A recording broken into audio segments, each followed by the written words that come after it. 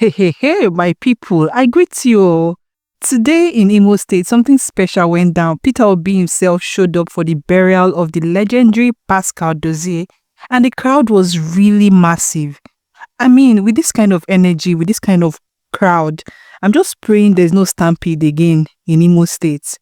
This afternoon, Mr. Peter Obi landed in Imo State for the final farewell of Mr. Pascal Dozie, a titan of Nigerian finance. Mr. Dozie was the CEO of Diamond Bank from 1991 up until 2006 when he handed over the reins to his son, Uzoma Dozie.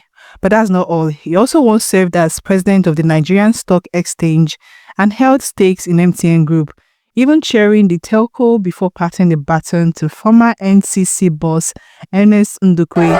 Talk about legacy.